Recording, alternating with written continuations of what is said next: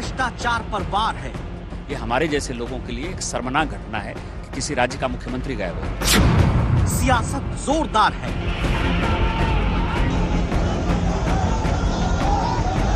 झारखंड मुक्ति मोर्चा न कभी डरा है न कभी डरेगा। कि आपने इन एजेंसीज का चरित्र जो कर दिया है ना, कल को जब सत्ता परिवर्तन होगा आप भी इसकी जद में आएंगे। चुनावी हथियार है। जब जान चलती है तब आप बाहर प्रदर्शन करवाते हैं। अरे आपको तो छिपाने के लिए अगर कुछ नहीं है तो आइए ना, जांच का सामना कीजिए। तो गाय का चारा भी खा जाता है, उसकी ईडी तो जिंदगी भर उसके पीछे लगी रहेगी। आर पार अब की बार है। आप हारने जा रहे हो, आपको राम भी नहीं बचा रहा।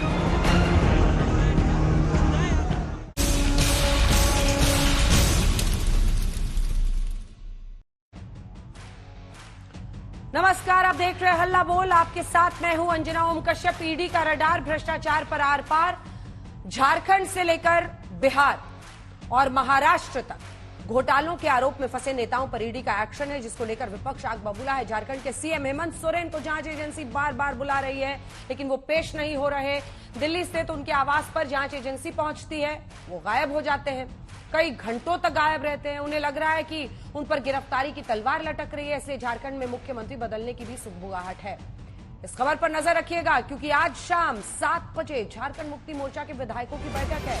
बैठक सीएम आवास पर होगी। सुबह भी हेमंत सोरेन मंत्रियों से मिलकर बातचीत कर चुके हैं, अन्य विधायकों से बातचीत कर चुके हैं, जिसमें माना यह जा रहा है कि रणनीति आगे की बनाई जा रही है। अगर परिस्थितियां ऐसी बनती हैं जिसमें सूबे में अगर हेमंत सोरेन की गिरफ्तारी होती है, तब फिर एक्शन प्लान क्या हो, इन सब पर चर्चा हो रही है। आपको बता दें कि फिलहाल जो खबर आ रही है वो यही है कि झारखंड में स्थिति नाजुक बनी हुई है। हेमंत सोरेन और उनकी पार्टी सोच रही है कि ऐसे में क्या किया जाए।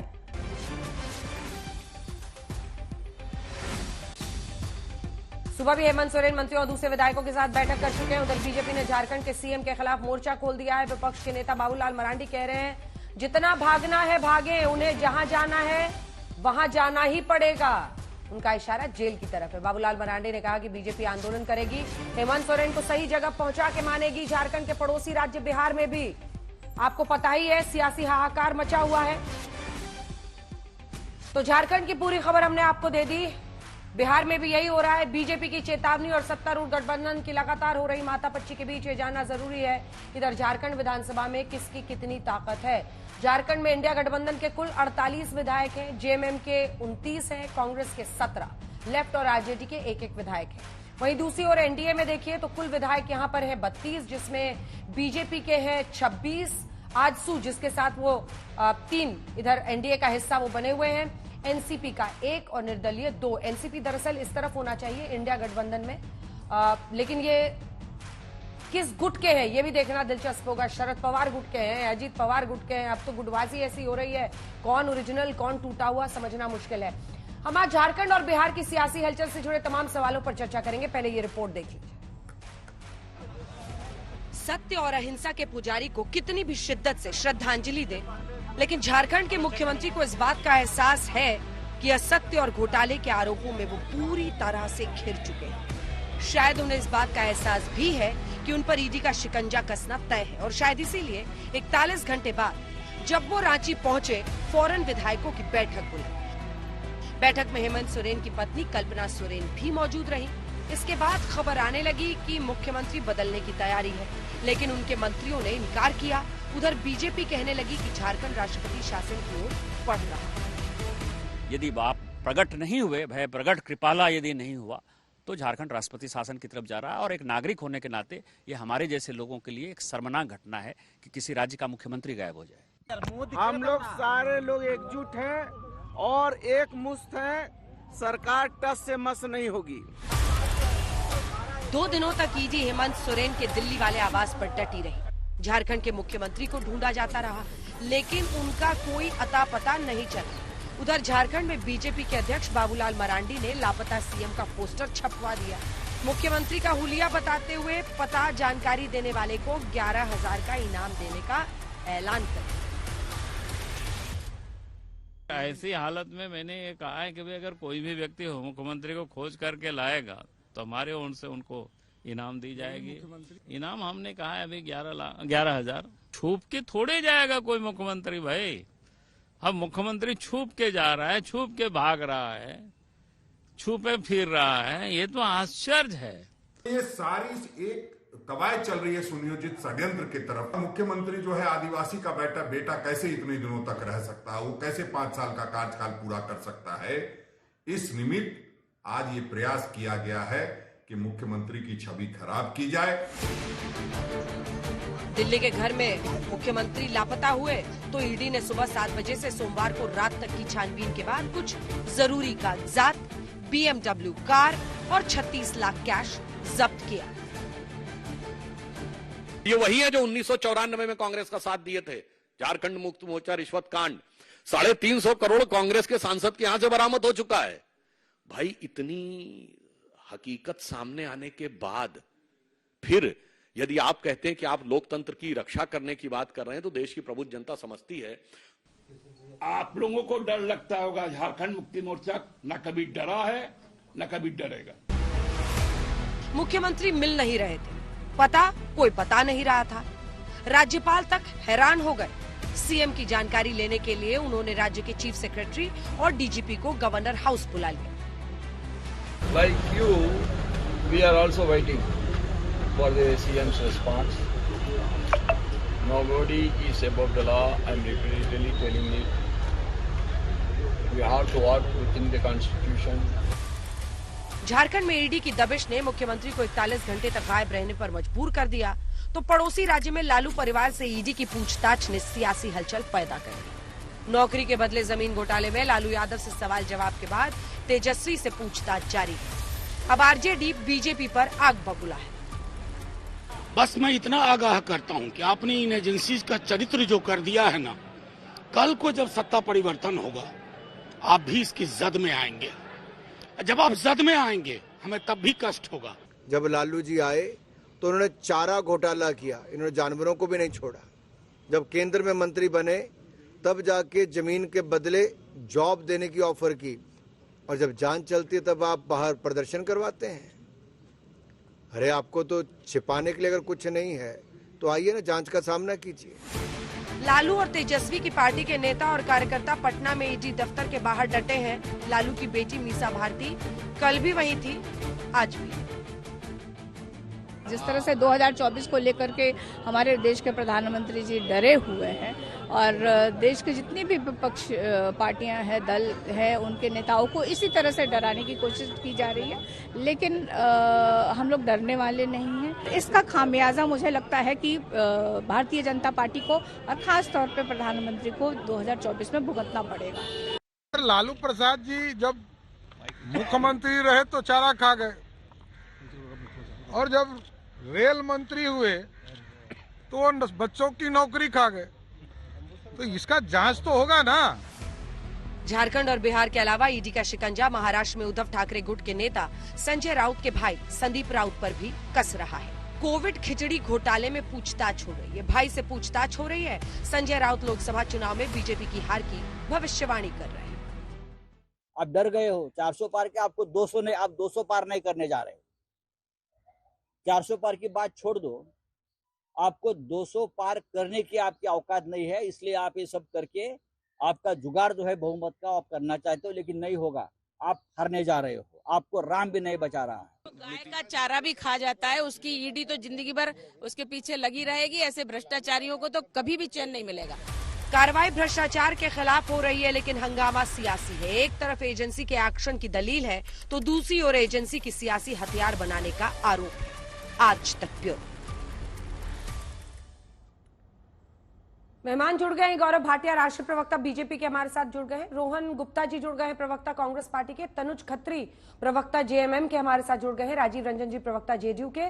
आनंद दुबे प्रवक्ता शिवसेना के। नवल किशोर जी प्रवक्ता आरजेडी के। सबसे पहले गौरव भाटिया जी, आपके पास आते हुए, विपक्ष का कहना है कि ये ईडी का समन नहीं, बीजेपी का समन है।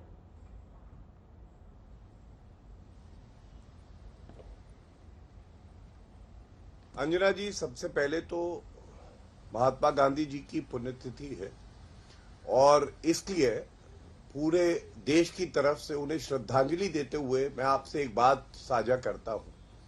आज एक वीडियो चल रहा था, राहुल गांधी भी श्रद्धांजलि दे रहे थे हमारे पूज्य महात्मा गांधी जी को, तभी एक अखबार लटक रहा था, हिल रहा था, बड़ा व्यथित था। और वो अखबार इसलिए व्यथित था, लटका हुआ था, हिल रहा था, क्योंकि उसमें खबर थी कि हेमंत सोरेन जो भ्रष्टाचारी है वो गायब है और राहुल गांधी खुद भ्रष्टाचारी है। सोचिए महात्मा गांधी जी को कैसा लग रहा होगा। उनको श्रद्धांजलि भी वो दे रहा है जिन्होंने गांधी नाम चुराया और उसके साथ वो भ्रष्टाचार के आरोप पे बेल पे बाहर है। ऑडियो नहीं जा रहा है। अब आपने मुझसे जो सवाल किया, मैं सह सम्मान एक बात कहूंगा, आज सवाल ये नहीं होना चाहिए आपको हमसे कि आपने क्यों किया। पहली बात तो ईडी, सीबीआई ये सब एक कानून के तहत जांच एजेंसी है और ये स्वतंत्र है, निष्पक्ष है, अपना काम कर रही है। लेकिन ये मत पूछिए हमसे क्यों आपने किया, इनसे पूछिए आपने क्यों भ्रष्टाचार किया। पहला सवाल तो ये है, हेमंत सोरेन हो, चाहे वो लालू प्रसाद यादव हो, राबड़ी देवी हो, तेजस्वी यादव हो, सोनिया गांधी हो, राहुल गांधी हो, इन्होंने भ्रष्टाचार किया क्यों, लूटा क्यों देश को, पहला सवाल। दूसरा सवाल मीडिया को यह पूछना चाहिए, आप ये बताइए, अगर मान लीजिए आपका तर्क ठीक है और जांच एजेंसी राजनीतिक द्वेष से आपके खिलाफ कार्रवाई करती है, आपको प्रताड़ित करती है, यही कह रहे हैं ना आप, तो आप न्यायालय क्यों नहीं जाते हैं? न्यायालय जाओ, रद्द कराओ, देश को बताओ, देखो ये होता है सत्यमेव जयते। नहीं करेंगे, और क्यों नहीं करेंगे मैं आपको बताऊं। पहली बात, हेमंत सोरेन, मेरे हाथ में वो आदेश है, न्यायालय गए थे, आपको मालूम है, याचिका को निरस्त किया गया, हाथ में लेके बैठा हूं। और कहा क्या न्यायालय ने कहा कि नहीं, इनका जो केस है वो मजबूत है, हम इनको कोई रिलीफ नहीं देंगे। इसी तरह से याद करिए, Sonia Gandhi, Rahul Gandhi national Herald case में सर्वोच्च न्यायालय तक गए थे अंजना जी। वो आदेश मैं आपके चैनल पे कई बार दिखा चुका हूं और उस आदेश में बिल्कुल स्पष्ट लिखा है कि प्रथम दृष्टया ये दिखाई देता है भ्रष्टाचार किया है गांधी परिवार ने, इसलिए हम लोग हस्तक्षेप नहीं करेंगे। आज सवाल जनता ये पूछ रही है, हम सबने सुना है हत्यारा हो, भ्रष्टाचारी हो, बलात्कारी हो, वो कानून के डर से भाग जाता है। पहली बार ऐसा हुआ है कि कोई मुख्यमंत्री कानून के डर से 51-52 घंटे गायब हो गया। आप मुझे ये बताइए, कानून का रखवाला अगर कानून से दूर भागेगा, डर जाएगा, सर्दी में पसीने छूटेंगे, अंजना जी क्या जनता और मीडिया और हम लोग सवाल भी नहीं पूछेंगे? बिल्कुल पूछेंगे। और इसी तरह से मैं आपको एक बात और बता दूं, एक घोटाला और किया है हेमंत सोरेन जी ने, ये सारे देश को देखना चाहिए। ये है इलीगल माइनिंग। उस वक्त माइनिंग मिनिस्टर कौन थे? हेमंत सोरेन खुद थे। जब पकड़े गए कि खुद को पट्टा दिया है, अंजना जी आपको पता है उन्होंने क्या कहा? उन्होंने कहा कोर्ट में कहा कि गलती से मिस्टेक हो गया है, ये पट्टा मैंने अपने आप को दे दिया माइनिंग का। अब बताइए, मंत्री जिसको जनता को पट्टा देना है कि जनता का भला हो, हमारे कोष में रेवेन्यू आए, कर आए, वो खुद को माइनिंग लीज देता है घोटाला करने के लिए और फिर कहता है गलती से मिस्टेक हो गया। क्यों नहीं ऐसे भ्रष्टाचारियों के खिलाफ कार्रवाई होनी चाहिए, इतनी सख्त होनी चाहिए कि ऐसा डंडा पड़े कानून का, जिंदगी भर एक पाई अगर भ्रष्टाचार करे तो इनको याद आ जाए। रोहन जी, इसके बाद मैं आपके पास आऊंगी क्योंकि बात हेमंत सोरेन की हो रही है, झारखंड सरकार की हो रही है। तनुज खत्री जी जवाब दीजिए। और ये तो अद्भुत ही हो गया, मुख्यमंत्री जी ही लापता हो गए, मतलब राज्यपाल भी उन्हें खोज रहे हैं, आप लोग भी ढूंढ ही रहे होंगे, फिर अचानक रांची में अवतरित हुए, कहाँ थे? देखिए अंजना जी, आज राष्ट्रपिता महात्मा गांधी जी की पुण्यतिथि है और आज भी ये सवाल जिंदा है कि महात्मा तेरे हम शर्मिंदा हैं, तेरे कातिल जिंदा हैं। नाथूराम को पूजने वाले लोग आज महात्मा गांधी को याद करने की बात कर रहे हैं। देश देख रहा है। और ये जो अब आते हैं झारखंड के सवाल पर और जो बीजेपी के प्रवक्ता और आपने जो सवाल किया उस पर, माननीय मुख्यमंत्री हेमंत सोरेन जी दिल्ली में थे, ये सबको इसकी जानकारी थी। और कोई भी मुख्यमंत्री राजनीतिक कार्यों से या निजी कार्यों से कहीं भी जा आ सकता है, लेकिन लगातार ये नैरेटिव बीजेपी चला रही है कि गायब, भगौड़ा, भाग गए। अरे भाई साहब, ये सारी चीजें तो आपके पार्टी के अंदर में है। भगौड़ा, तड़ीपार, गायब होना, लापता होना। कोई और जो ईडी की बात है, ईडी से पूछताछ से कोई नहीं भाग रहा है। 8 घंटों तक माननीय मुख्यमंत्री हेमंत सोरेन जी से पूछताछ हुई, उन्होंने जवाब देने का काम किया और पुनः 29 से 31 तारीख के बीच में ईडी ने कहा कि दूसरा तिथि बताइए और जगह बताइए। 31 तारीख को तिथि भी है और जगह भी मुख्यमंत्री आवास है। इतनी क्या हड़बड़ी थी आपको कि जहां जहां मुख्यमंत्री जाएंगे वहां वहां आप पीछे आएंगे? इसलिए आएंगे कि झारखंड के अंदर में हेमंत सोरेन जी का मुकाबला करने के लिए भारतीय जनता पार्टी के पास कोई नेता नहीं है। इनके पिछले नेता को उन्होंने कंपलसरी रिटायरमेंट स्कीम के तहत भेजने का काम किया। और जो बाबूलाल जी को ये लेकर के आए, वो तो खुद कुतुब मीनार से कूदने की बात कहते थे, या भारतीय जनता पार्टी में जाऊंगा या तो कुतुब मीनार से कूद जाऊंगा। तो बोरो प्लेयर्स को तो लेकर के आज झारखंड में भाजपा चल रही है। जवाब दीजिए इसका एक छोटा सा। गौरव जी छोटा सा जवाब दीजिए। बिल्कुल छोटा सा ही दे रहा हूं। देखिए, जेएमएम के प्रवक्ता भी उतने ही इनोसेंट हैं, क्यूट हैं, जैसे इनके मुख्यमंत्री जो भ्रष्टाचारी हैं। और अंजना जी कह रहे थे, अरे नेता हैं हेमंत सोरेन, कहीं भी आ जा सकते हैं। अरे अच्छा, कहीं भी आ जा सकते हैं तो मुझे केवल ये बताओ, ये 10 समन आए ईडी के 14 अगस्त 2023, 24 अगस्त 2023, 9 सितंबर 2023, 23 सितंबर 2023, 4 अक्टूबर 2023, दिसंबर 12 2023, दिसंबर 30 2023, 13 जनवरी 2024, 25 जनवरी 2024 और अब 27 जनवरी 2024। कहीं भी आ जा सकते हैं। हाँ, रुपया खाने के लिए, लूट खसोट करने के लिए तो इनोसेंट हेमंत सोरेन कहीं भी जा सकते हैं, लेकिन जब ईडी बुलाती है तो वो घबरा जाते हैं। ये भी सत्य है। इसीलिए लापता के पोस्टर लगाए गए और कहा गया 11,000 रुपए का इनाम देंगे अगर कोई सूबे के मुख्यमंत्री। बीच में मत बोलो छोटे भाई, छोटे भाई, नहीं, बीच में नहीं। खत्री साहब, मैं आपसे जवाब लूंगी ना। आएगी आपकी, वेट कीजिए। आपके बीच में जैसे किसी ने नहीं बोला, मैंने इंतजार किया। पूरा कीजिए जल्दी। मैंने इंतजार किया। धन्यवाद।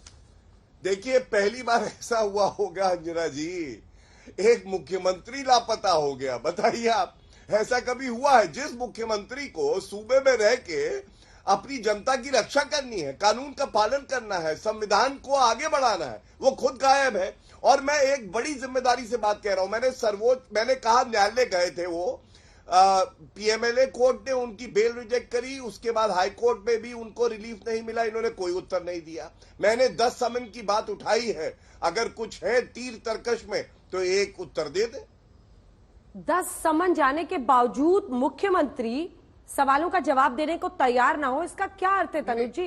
ये पोस्टर्स लगा दिए थे, दिखा दीजिए एक बार, उसके बाद रोहन जी के पास मुझे जाना है, इसलिए आप लोग का ये मैच अब रुक जाएगा। इसके बाद छोटा सा जवाब दीजिएगा। देखिए, नाम हेमंत सोरेन, उन्होंने पूरा डिस्क्रिप्शन दिया है उनका, कपड़ा भी बताया है, सफेद शर्ट, काला पैंट, पैर में चप्पल है, रंग भी, कद 5 फुट 2 इंच, और फिर लिखा कि वो लापता है। इनाम देंगे 11,000 का, नीचे वाला बैंड हटाएंगे तो दिख जाएगा। 11,000 का इनाम भी घोषित किया अगर कोई मिले। हालांकि अब वो रांची में फिर अवतरित हुए।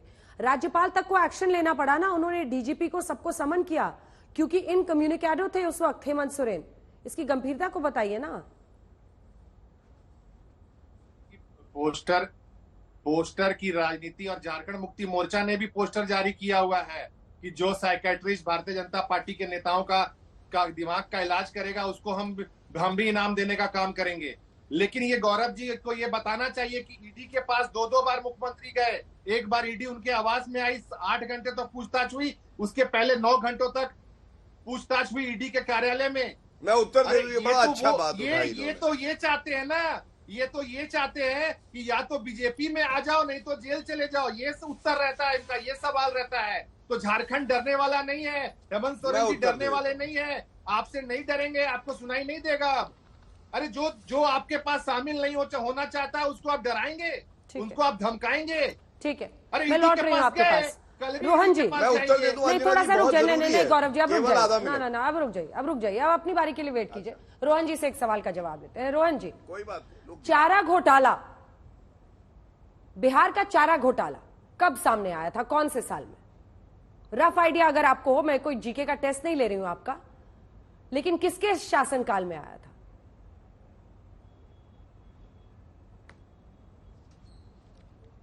बिल्कुल बीजेपी का शासनकाल नहीं था, कांग्रेस का सेंट्रल में था और वहां पे आरजेडी का शासनकाल था, तब हुआ था। तो फिर रोहन जी, उसी चारा घोटाले में उनका कन्विक्शन हुआ ना, तब आप लोग एजेंसी का दुरुपयोग नहीं कर रहे थे। अब अगर जांच हो तो दुरुपयोग हो रहा है, कैसे सही ठहराएंगे इस लॉजिक को? बिल्कुल अंजना जी, थोड़ा समय दे दिया जाए और मैं आपका बिल्कुल जवाब दूंगा। और जनता, आपका शो एक बहुत बड़ा शो है, जनता को जवाब होना, जनता के पास भी ये लॉजिक होना बहुत जरूरी है कि हम क्या कहना चाह रहे हैं। देखिए, भाजपा प्रवक्ता ने अभी गिनाया कि इतने समन्स आए, इतनी बार गए, ये हुआ, ठीक है, आपने कार्रवाई की। अब मैं उनके ही अभी जो लेटेस्ट में एक उप मुख्यमंत्री बने हैं सम्राट चौधरी जी, ठीक है, उनका एक वीडियो मैं आपके सामने दिखा रहा हूं। ये 9 जनवरी का रिकॉर्डिंग है। उन्होंने सर पे बुरेठा पहना हुआ था। उन्होंने ये कहा कि जब मैं भ्रष्टाचारी नीतीश कुमार जी को सत्ता से उतारूंगा तब ये मेरे सर से मैं हटा दूंगा। आज कौन सी तारीख है? आज 30 तारीख है अंजना जी। मैं आपको इसलिए बताना चाह रहा हूं कि भाजपा के जो नेता है, जो आज उप मुख्यमंत्री बने हैं, उन्होंने नीतीश कुमार जी के लिए ये शब्द के प्रयोग किए हैं। आप ये पूरी लल्लन टॉप का ही आप चेक कर लीजिए, आपको हकीकत मालूम चल जाएगी। भाजपा प्रवक्ता को इसका जवाब देना चाहिए कि ये गलत है, अब तो ये उप मुख्यमंत्री बन गए।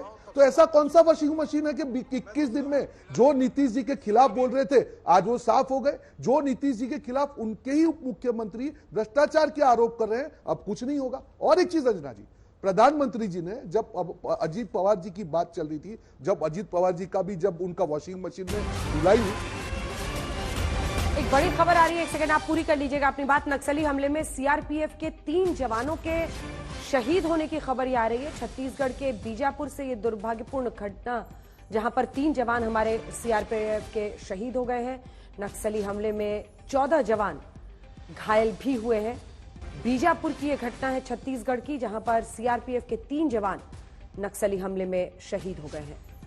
15 जवान, इसमें 14 जवान लगभग घायल बताए जा रहे हैं और 3 जवानों की शहादत हो गई है इस नक्सली हमले में बीजापुर छत्तीसगढ़ में। इस खबर पर हमारी नजर लगातार बनी रहेगी। अपनी बात पूरी कीजिए रोहन जी, पूरी कीजिए, फिर जवाब लेंगे गौरव जी से। जी अंजना जी, पहले श्रद्धांजलि हमारे जवानों को, शहीदी नहीं होनी चाहिए, पर बहुत दुखद खबर है। हम लोग ये बात तो करते रहेंगे, पर जवानों की जब शहीदी होती है तब नहीं अच्छा लगता है। तो पहले तो उनको नमन करना चाहूंगा उनकी शहीदी के लिए, दिल से दुखी हूं। पर जो मेरी बात मैं रखना चाह रहा था अंजना जी, कि जब प्रधानमंत्री जी ये कहते हैं कि 70,000 करोड़ का भ्रष्टाचार एनसीपी ने किया, उनके नेता को ये लोग उप मुख्यमंत्री बना देते हैं, फाइनेंस डिपार्टमेंट देते हैं, कोई ईडी की कार्रवाई नहीं होती। ये एग्जांपल मैं इसलिए दे रहा हूं कि भाजपा के नेता, प्रधानमंत्री जी से सबसे बड़े नेता, जिस पार्टी के खिलाफ, जिस व्यक्ति के खिलाफ आक्षेप करते हैं, उसके खिलाफ कोई कार्रवाई नहीं होती।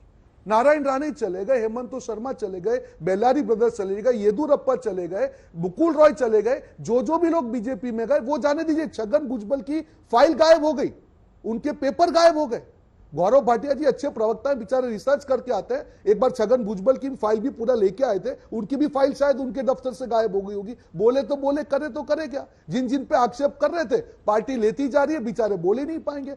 कल तक नीतीश कुमार जी के खिलाफ कह रहे थे कि कुछ भी डाक भी रगड़ना पड़े हम हमारी पार्टी में नहीं लेंगे। जब लगा कि सत्ता खतरे में आई है तब उनको ले लिया। अंजना जी, ये बातें मैं इसलिए कह रहा हूं कि हमारा लोकतंत्र जो खतरे में है, देश की जनता को भी ये चीज सोचनी पड़ेगी। सत्ता होती है, हर पार्टी की होती है, आप अपने मुद्दे पे बात कीजिए, पर आप जब भी चुनाव आते हैं तब एजेंसियों के द्वारा विपक्षी नेताओं को, अगर आपको अपने पे भरोसा है, अपने मुद्दों पे भरोसा है, अपने काम पे भरोसा है, तो आपको क्या जरूरत पड़ती है कि सिर्फ विपक्षी नेताओं के खिलाफ ही कार्रवाई करें? विश्वसनीयता की बात है अंजना अंजना जी कीजिए, आपको लगता है कि गलत हुआ है, एजेंसी का काम है, सबूत के साथ करें, पर आपका कोई नेता क्यों नहीं आता? रोहन जी, एक बात बहुत दिलचस्प मुझे लगी, राणे के खिलाफ नहीं होता है। ठीक है, मैं ये सारे सवाल उनसे पूछूंगी। आपने सम्राट चौधरी की तो बात सुना दी पुरानी, लेकिन नीतीश बाबू की नहीं सुनाई, तो फिर आप लोग भी दरवाजा खुला रख रहे हैं क्या? राहुल गांधी ने आज ही कहा है कि शॉल छोड़ के आए थे, वापस गए, तो राज्यपाल ने पूछा अभी तो 15 ही मिनट हुए, अभी फिर बदलने का सोच रहे हैं क्या? राजीव रंजन जी भी हमारे साथ बैठे हुए हैं। अब नीतीश बाबू पे कोई अटैक नहीं कर रहे हैं राजीव जी, वो सम्राट चौधरी पर कर रहे हैं, फिर कोई दरवाजा तो नहीं खुलने वाला है? देखिए अंजना जी, नीतीश कुमार जी के अलायंस पार्टनर्स पर सवाल खड़े हो सकते हैं। गठबंधन में कई तरह की विसंगतियां होती है, लेकिन व्यक्तिगत तौर पर नीतीश कुमार जी पर अब भ्रष्टाचार के आरोप 50 वर्षों के जो उनका सार्वजनिक जीवन है उस पर आप नहीं लगा पाए। पहली बात, परिवार के किसी सदस्य को प्रोत्साहित करने का काम उन्होंने कभी नहीं किया, तो ये आरोप नहीं लगा पाएंगे। उत्तराधिकारी को लेकर के अलायंस बदलने की स्थिति नीतीश कुमार जी की कभी नहीं हुई कि उनको बेटे को या भतीजे को लेकर के आगे आना है और इस अलायंस में गुंजाइश नहीं है तो अगले अलायंस के साथ चले जाए। तो निसंदेह हिंदुस्तान की राजनीति में चंद ऐसे राजनेता हैं जिन्होंने अपना वजूद अपने काम से गढ़ा है। उनकी बेशुमार उपलब्धियों ने जाति, धन और जो तमाम तरह के राजनीति के हथकंडे हैं उससे इतर, और कई बार गठबंधनों से भी इतर, उनका खुद का व्यक्तित्व ऐसा रहा है जिसको बिहार की जनता ने स्वीकारा, और जिस गठबंधन के वो चेहरे रहे, जिसका नेतृत्व उन्होंने किया, उसको जनता ने आंख मूंद करके समर्थन। 2005, 2010, 2015, 2020 में जो भी चीजें हुई, अलायंस तो उनके चेहरे पर जीता। अब सीटें अगर कम हुई तो निसंदेह उसके कई कारण हैं, और राजीव जी नीति बातों में नहीं जाना चाहता। राजीव जी, अरे मुझे नीतीश बाबू की बाइट आ रही है, मीडिया वाले सामने खड़े थे, उन्होंने कहा सवाल नहीं उठता उनके साथ जाने का। देखिए ना इनके बाबूजी के साथ क्या किया है, तेजस्वी जी को बता रहे थे। तो आज ईडी ठीक एक्शन कर रही है, किसी के बाबूजी के खिलाफ गलत एक्शन कर रही है? देखिए, जब भी हम कुछ कहेंगे तो निसंदेह पहले हमने जो भी कहा उससे जोड़ करके इसको देखा जाएगा, और ये आपको पूरा अधिकार है। लेकिन इस बात को नकारा नहीं जा सकता है कि खुद को नीतीश कुमार की तरह क्यों नहीं बनाते कि आप पर सवाल ही नहीं खड़े। सवाल खड़े हो तो फिर जो आपको हिंदुस्तान का संविधान, जो हमारा दंड विधान है, आप उसका उपयोग करें, आप जांच में सहयोग करें, सबूत आपके पास है तो निसंदेह खुद को बरी कराने में न्यायपालिका भी आपकी मदद करेगी। एजेंसीज को भी बहुत कुछ आपके खिलाफ करने का अवसर नहीं। अंजना जी, ठीक, एक बार जल्दी से जवाब ले लेते हैं इनसे।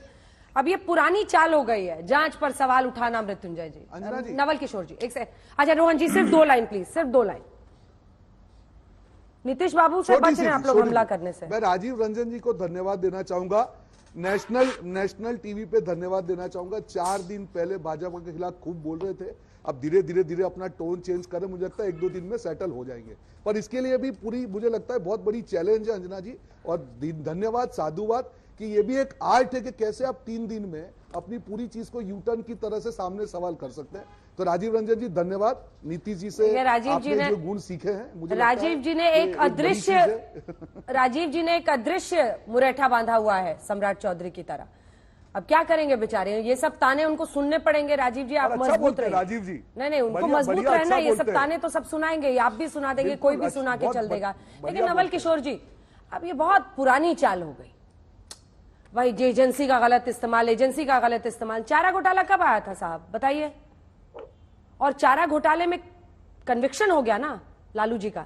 ऐसे में सवाल है कि आप लोग कब तक यही दलील देते रहेंगे? अगर नहीं, ये मामला जांच तो फेस करना पड़ेगा, उससे भागिएगा तो फिर और कहा जाएगा कि देखिए एक तो भ्रष्टाचार का आरोप है और दूसरी तरफ से भाग रहे हैं, पॉलिटिक्स कर रहे हैं। और जब ईडी एजेंसी आए तो उसको पॉलिटिकल रैली बना दो, कार्यकर्ताओं को इकट्ठा कर लो।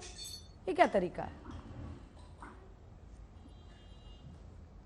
अंजना जी, आपको भी मालूम है, पूरे देश को मालूम है कि जुडिशियल प्रोसेस में लालू जी ने कभी उसका हनन नहीं किया, उसके खिलाफ नहीं गए। और ये आप बात सही कह रही हैं जब केस आया उस समय से अभी तक का इतिहास भी आप सुन लीजिए। 2013 में एक केस में सजा हुआ, 4 केस बंद हुआ। 2014 के बाद वो चारों केस खुले और पिछले 10 साल में वो काम कर रही है। ये कैसा सीबीआई है, कैसा ईडी है और कैसा इनकम टैक्स है और कैसा सरकार है कि हर चुनाव के बाद उनको बुलाती है और सवाल पूछती है। नंबर 1। नंबर 2, देखिए जिन संस्थाओं का ये भारतीय जनता पार्टी इस्तेमाल कर रही है एक दल के रूप में अपने हित को बचाने के लिए, वो आप समझ सकते हैं कि सुप्रीम कोर्ट की टिप्पणी क्या लोग भूल जाएंगे ईडी के संदर्भ में कि कितना एक्सटेंशन दोगे भाई। और वो एक्सटेंशन और उसके बाद भी एक एक्सटेंशन लेती है कह के कि देश का जो राजनीति खतरे में पड़ जाएगा या देश हित में है, जाकर एक्सटेंशन लेती है। आलोक वर्मा और अस्थाना का विवाद कौन नहीं जानता है। सीबीआई के साख को, ईडी के साख को जितना मिट्टी और धूल दूषित किया है उतना किसी ने नहीं किया। जरूर कभी सुप्रीम कोर्ट ने बोला था कि ये पिंजरा है तोता का, लेकिन अब तो ये तोता कहाँ है सब जानते हैं, कहां से ऑर्डर मिलता है, कब मिलता है, सब जानते हैं। तो ये जो मीन्स पॉलिटिकल मीन्स बनाना, टूल बनाना, यही कारण है कि लगातार 10 साल से 5000 से ऊपर जो छापे पड़े हैं, बंद केस खोलकर जो 2008 में बंद हो गए, जिसमें कोई एफआईआर नहीं किया गया है रेल मंत्रालय की तरफ से, वैसे केसों को लाके, बंद केस को लाके अपना राजनीतिक दुकान खोलने का काम भारतीय जनता पार्टी कर रही है। मृत्युंजय जी, आपकी याददाश्त थोड़ा सा ताजा कर दूं, थोड़ी सी ताजा कर दूं, ठीक है नवल जी, इसका जवाब मैं उनसे लूंगी। 1985 में बिहार वेटनरी एसोसिएशन ने चारा घोटाले में पहली प्रेस कॉन्फ्रेंस की थी। 1985 में एनिमल हस्बेंड्री माफिया को लेकर 1985 में पहली प्रेस कॉन्फ्रेंस में उन्होंने जानकारी दी थी कि जो पूरा अकाउंटेंसी से जुड़ा हुआ इंफॉर्मेशन है उसमें घपला है और गड़बड़ी है। 2013 में जाकर कन्विक्शंस होते हैं, 44 केस थे। कितना साल लगा बीच में? 15 + 13 जोड़ लीजिए 28 साल तो उसमें भी लगा था। तब कौन इस्तेमाल कर रहा था? ये डिसप्रोपोर्शनेट एसेट्स केस किस चिड़िया का नाम है? ये कौन कौन से नेताओं के खिलाफ हिंदुस्तान में इस्तेमाल हो रहा था? अगर आप भी जानते होंगे पिछले 3 दशक का इतिहास, तो हमारे दर्शकों का भी ज्ञानवर्धन कर दीजिए। 4 दशकों का नहीं। देखिए डीए केस में जब सुप्रीम कोर्ट में गए तो डीए केस खारिज हुआ ना। आपने बंद केस को जो खोला 2014 के बाद, तो जो एक केस में सजा हुआ था उसमें कैसे जाएंगे सुप्रीम कोर्ट में? नंबर 1। नंबर 2, देखिए कोर्ट के साथ प्रोसीडिंग्स में अगर सहयोग नहीं करते तो आधी सजा काटने के बाद बेल कैसे मिलता? आप कहते हो उसमें भी तरह तरह के चार्ज लगाते हैं। तो ये बात जो पूरा देश जानती है वो यह जानती है कि भारतीय जनता पार्टी इन एजेंसियों का इस्तेमाल करके उनके साख को राख कर दी है। यही सच है इस देश के राजनीतिक प्रक्रिया का जो आज चल रहा है, उसमें आप तमाम तरह के मिश्रण है, कहीं भ्रष्टाचार, कहीं परिवार, हर बात कह के आप विपक्ष राजनीति को कमजोर कर रहे हैं, सिर्फ ये जानने के लिए कि अपनी सत्ता के दुकान जो पिछले 10 साल में पूरी तरह से निकम्मी साबित हुई। मैं लौट रही हूँ। दुबे जी सोच रहे हैं कि उनकी कब बारी आएगी, वो भी संजय राउत की कहानी जरा सुनाए। क्या हो गया सर वहां पर भी? नमस्ते। नमस्ते। एक शेर पढ़ूंगा कि महफिल भी तुम्हारा है, दरबार भी तुम्हारा है, तुम बेगुनाहों को सजा भी दे सकते हो क्योंकि सरकार भी तुम्हारा है। एक तरफ 400 पार का नारा लग रहा है, लेकिन दूसरी तरफ नीतीश बाबू भी साथ में चाहिए, अजीत दादा पवार भी साथ में चाहिए, शिवसेना को तोड़ना भी है। मध्य प्रदेश में, कर्नाटका में पहले सरकार भी गिरानी थी, अब जनवरी के अंत में बैठे हैं, मई और अप्रैल में चुनाव है। तो क्या करना है कि शिवसेना से बात तो बन नहीं रही, टूट तो रही नहीं, जनता में लोकप्रिय है, तो संजय राउत के भाई दुबे जी एक बार, चूंकि आप इतने अच्छे शायराना मूड में, तो एक थोड़ा ज्ञान आपसे भी ले लें। ये जो आपने कहा नीतीश बाबू भी इनको चाहिए, तो नीतीश बाबू भी आपको कोई बच्चे लगते हैं क्या? खोखा खोखा की कहानी आपने शिंदे के साथ खूब चलाई थी, यहाँ पर तो ऐसा इल्जाम भी नहीं लगा सकते। नीतीश बाबू आपको कोई बच्चे लग रहे हैं कि उनको हाथ पकड़ के खींच ले गई बीजेपी? नहीं, हम नहीं कह रहे हैं। इन्होंने कहा था कि नीतीश बाबू के बार बार पलटने की वजह से हमारे दरवाजे अब इनके लिए हमेशा के लिए बंद होते हैं। हम एक बार किसी पर भी विश्वास कर लेंगे, लेकिन नीतीश बाबू पर विश्वास नहीं। ये उनकी बात थी। उसके बाद क्या करते हैं महाराष्ट्र में? संदीप राउत को समन, सूरज चौहान को समन, किशोरी पेडनेकर को समन, रविंद्र वाइकर को समन। जिस विषय से किसी का लेना देना नहीं, जिस खिचड़ी घोटाले का आरोप लगाकर प्रताड़ित कर रहे हो, वो 2020 में बनी, लोगों ने सेवा ली, उस समय कोरोना काल में बीएमसी ने तारीफ की, सुप्रीम कोर्ट ने तारीफ की, एक भी व्यक्ति बिना भूखे बिना भोजन किए नहीं सोया। ऐसे राज्य को आज आप बदनाम कर रहे हो, क्योंकि आप जान गए हो कि मई और अप्रैल में चुनाव होने वाला है और शिवसेना से लड़ाई नहीं लड़ सकते, ये सबको पता है। और आज ही हमारे राज्य में वंचित बहुजन आघाड़ी भी हमारे साथ मिल गई है। तो ये जो डर का माहौल भारतीय जनता पार्टी के अंदर बेचैनी दे रहा है ना, इसीलिए बड़े बड़े प्रवक्ता आकर पत्रकार वार्ता कर रहे हैं, कह रहे हैं कि नेहरू जी, इंदिरा जी, राजीव गांधी जी, ये लोग लोकप्रिय प्रधानमंत्री नहीं थे, केवल नरेंद्र मोदी जी देश के सबसे बड़े और लोकप्रिय प्रधानमंत्री हैं। तो पंडित अटल बिहारी वाजपेयी जी जो पटल पर सदन पर खड़े होकर स्तुति करते थे इंदिरा जी की, नेहरू जी के कामों की, तब फिर वो सब क्या है? तो ये जो नई भाजपा है ना, ये नई भाजपा जानती है कि हम जीत नहीं सकते। चंडीगढ़ में क्या हुआ अंजना जी, आपने देखा कि 20 सीट महागठबंधन के पास, 16 सीट बीजेपी के पास, महापौर बन जाता है बीजेपी का, 8 लोगों को आप अमान्य कर देते हैं, उनके वोटिंग को निरस्त कर देते हैं। अरे बाप रे बाप, अगर आप नगर सेवक के चुनाव में ये कर सकते हैं तो लोकसभा में आप क्या कर सकते हैं, इसकी कल्पना देश भी जान रही है, आप भी जान रही हैं, हम भी जान रहे हैं। और उसके बाद ये लोग कहते हैं कि नहीं भैया, हम बदले की कार्रवाई नहीं करते हैं, हम तो दूध की तरह गए थे ना दुबे साहब, कोर्ट ने भी आप लोगों की बात नहीं सुनी। इतने सारे दल गए थे, स्पेशल ट्रीटमेंट चाहते थे कि एजेंसियां टारगेट कर रही हैं, सुप्रीम कोर्ट तक ने इनकार कर दिया। एक सवाल पूछता, अभी जेएमएम के प्रवक्ता यहाँ बैठे हैं, आज अभी इसी वक्त हेमंत सोरेन जी कह दें कि मन बना रहा हूं कि भारतीय जनता पार्टी के साथ सरकार बना लो झारखंड में, तो यही भारतीय जनता पार्टी के सभी नेता और प्रवक्ता कहेंगे कि वाह हेमंत जी, आप तो साक्षात सतयुग के व्यक्ति हैं, आइए हमारे बगल में। गौरव जी वो कह रहे हैं कि दूध के धुले हो जाएंगे हेमंत सोरेन अगर आपके साथ मिलकर वहां पर सरकार बना लेते हैं, और नवल किशोर जी कह रहे हैं कि आपने एजेंसीज की साख को राख कर दिया है।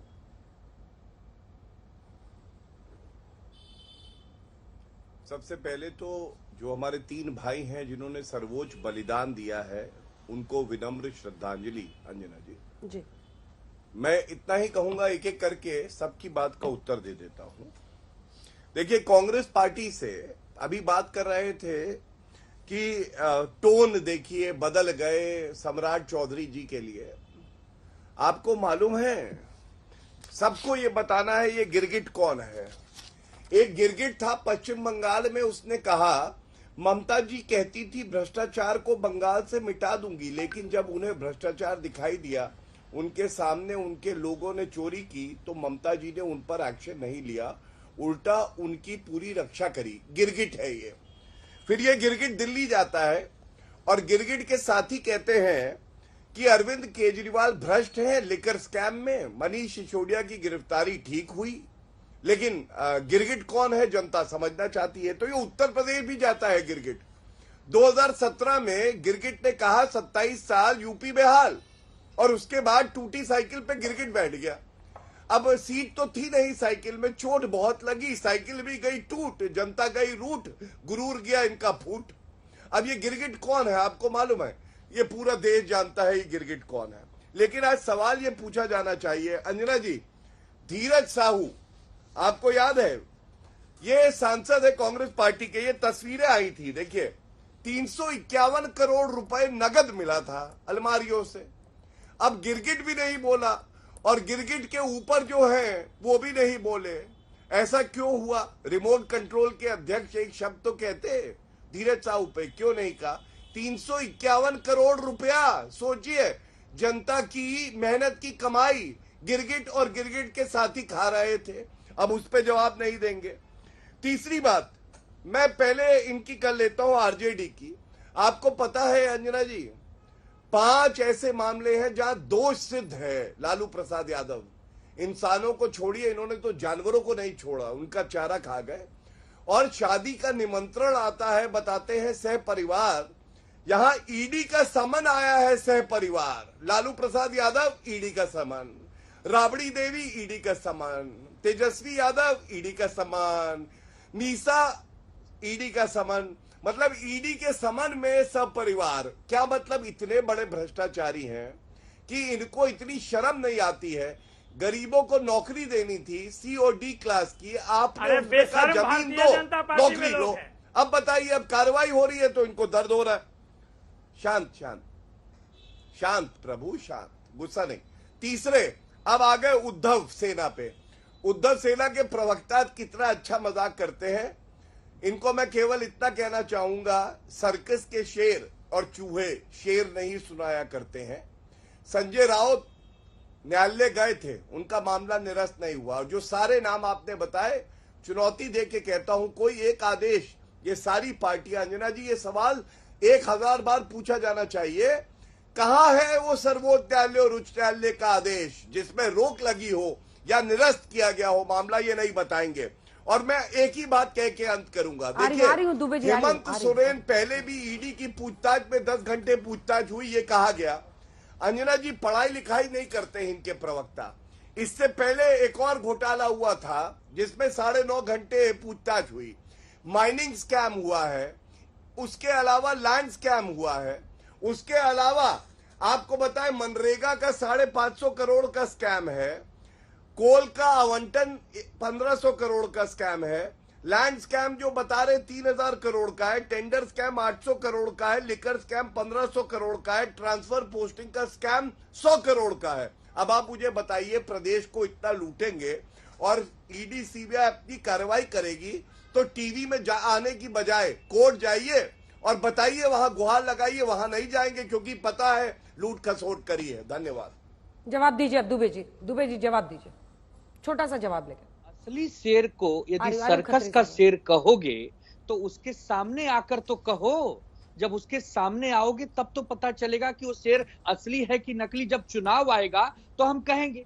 और किस बात की बात करते हैं आप? हाई कोर्ट का फटकार भूल गए? याददाश्त पे थोड़ा सा बल दीजिए कि जब हाई कोर्ट ने कहा संजय राउत जी वाले केस में कि इनकी गिरफ्तारी नहीं बनती, जिस प्रकार इन्हें गिरफ्तार किया वो बेबुनियाद था, आधारहीन था, तो इतनी फटकारों के बाद भी और बहुत ही हंसते हुए एक चुटकुले के समान भी यदि आप एक कलाकारी करते हो तो भाई साहब आपको प्रणाम है। दुबे जी, अच्छा सुनिए ना दुबे जी, इतने पुराने, मतलब आप सबके पुराने बयान याद दिला रहे हैं, नीतीश बाबू के, सम्राट चौधरी के, तो आप ही बताइए जिसको आप लोग असली शेर मानते हैं, कौन है वो? बाला साहब ठाकरे। उन्होंने कांग्रेस के साथ जाने पर क्या कहा था? आज आप बता दीजिए हमारे दर्शकों को। कांग्रेस के साथ जाने पर उन्होंने क्या कांग्रेस का नहीं, उन्होंने हमेशा कांग्रेस का, अंजना जी, सम्मान किया था। प्रतिभा ताई पाटिल जब राष्ट्रपति का चुनाव लड़ रही थी तब खुलकर समर्थन दिया। क्या था? प्रणव बाबू जब राष्ट्रपति का चुनाव लड़ रहे थे फिर खुलकर समर्थन दिया। आप साइड लेन में चले गए। उन्होंने कांग्रेस पार्टी के साथ जाने पर क्या कहा था? नहीं, उन्होंने इंदिरा जी के साथ अपने रिश्ते भी बताए हैं देश के सामने कि इंदिरा जी एक मजबूत नेता रही हैं। इंदिरा जी ही वो नेता रही जिन्होंने पाकिस्तान के 2 टुकड़े कर दिए। जाने पर क्या कहा था दुबे जी? मैं वही कह रहा हूँ कि हमेशा कांग्रेस के समर्थन में रहे वाला शटर बंद कर देना। नहीं, उन्होंने कहा था कि जिस प्रकार उस समय की राज्य सरकार काम कर रही थी, अगर वैसा करना पड़े तो मैं अपनी दुकान बंद कर दूंगा। कांग्रेस के लिए नहीं कहा था। ठीक है, खत्री साहब एक बार बोल ले, फिर रोहन जी आपके पास आ रही हूँ। खत्री साहब जल्दी से। देखिए, सवाल बहुत बेसिक है। सवाल है ये कि अगर करप्शन का केस है, और एक नहीं, इलीगल माइनिंग स्कैम, जमीन घोटाला, जब 3 अलग अलग स्कैम्स हैं, जांच के लिए क्यों नहीं जाएंगे सीएम? पूछताछ के लिए क्यों नहीं जाएंगे? आपको लगता है कि कोर्ट इसको बहुत हल्के में लेगा? अगर आप कोर्ट को भी अप्रोच करते हैं, कोर्ट ने इससे पहले भी आपको वापस भेजा है कि जाइए जांच में कोऑपरेट कीजिए। आखिर जांच तो होगी ना, कोई जांच से ऊपर कैसे हो सकता है? अंजना जी, मैं भारतीय जनता पार्टी के प्रवक्ता का और ज्ञानवर्धक उनको कुछ कर देता हूं, क्योंकि वो पढ़ करके नहीं आते हैं। उनके पास एक ही टेप रिकॉर्डर है। जो इलीगल माइनिंग की वो बात कर रहे हैं, वो पहली बात तो वो माइनिंग हुआ ही नहीं है, और उसमें माननीय झारखंड की हाई कोर्ट ने उसको निरस्त करने का काम किया है। ये भी अपने झारखंड के लोगों से मंगवा लें और उसके बाद प्रिंट आउट लेके पढ़े चैनल में अगली बार जब आएंगे तो। और दूसरी बात की ईडी के पास तो गए हैं ना, ईडी का जवाब देने का काम किया है। आपको इतनी परेशानी क्यों हो रही है, इतनी हड़बड़ाहट क्यों है? खुद को आवंटन कर दिया, पूछिए इनसे, सारे देश को पता होना दीजिए। हुआ है क्या हेमंत सोरेन हुआ ही नहीं है? और जो मनरेगा उन्होंने आवंटन कर दिया, बीच में मत बोलिए गौरव जी। वक्त हमें इतने की इजाजत देता है। झारखंड से बिहार सियासी हाहाकार मचा हुआ है, लेकिन सवाल यह है कि एजेंसियों की पूछताछ के बीच रैली क्यों पार्टी की तरफ से समर्थक कर रहे हैं।